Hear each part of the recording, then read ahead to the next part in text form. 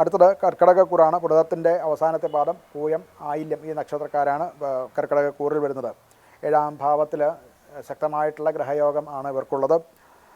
പ്രധാനപ്പെട്ട ചില ഈ ഗ്രഹയോഗം കൊണ്ട് ചില പ്രധാനപ്പെട്ട നൂതന വർക്കുകളും മറ്റുമൊക്കെ അഥവാ കോൺട്രാക്റ്റുകളോ പങ്കാളിത്തത്തോടു കൂടി തുടങ്ങേണ്ടതായിട്ടുള്ള ചില ബിസിനസ്സുകളോ ഒക്കെ ഇവർക്ക് വന്നു ചേരാവുന്നതാണ്. അവരുടെ ക്ലയൻസുമായിട്ടും ഒക്കെ ഒരു നല്ല ധാരണയോടുകൂടി കാര്യങ്ങൾ ചെയ്തില്ല എന്നുണ്ടെങ്കിൽ അതൊരു നഷ്ടത്തിലേക്ക് കലാശിക്കാവുന്നതാണ്. ഈ ഒരാഴ്ച വരുമാനം നിശ്ചിതമായിട്ടുള്ള വരുമാനം കിട്ടും.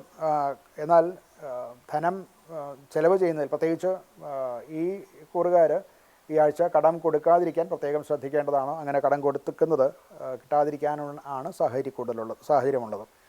ആരോഗ്യപരമായിട്ട് നെഞ്ച് സംബന്ധമായിട്ടുള്ള ചില അസുഖങ്ങൾ വരാം, ദഹനക്കേട് ഉണ്ടാകാം.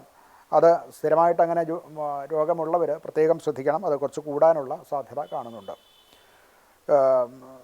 ദാമ്പത്യ കാര്യങ്ങളിൽ കുറച്ച് ശ്രദ്ധിക്കേണ്ടതാണ്. പ്രത്യേകിച്ച് വാക്ക് കൊണ്ടുണ്ടാവുന്ന ചില അസ്വാരസ്യങ്ങൾ കുടുംബത്തിലുണ്ടാകും. ഭാര്യയുമായിട്ടും ഒക്കെ ചില സംഘർഷങ്ങൾ ഉണ്ടാകാൻ സാധ്യതയുണ്ട്. അത് വരാതിരിക്കാൻ ശ്രദ്ധിക്കേണ്ടതാണ്. ഇവർക്ക് പരിഹാരമായിട്ട് തിങ്കളാഴ്ച വ്രതം നോക്കുന്നത് നല്ലതാണ്.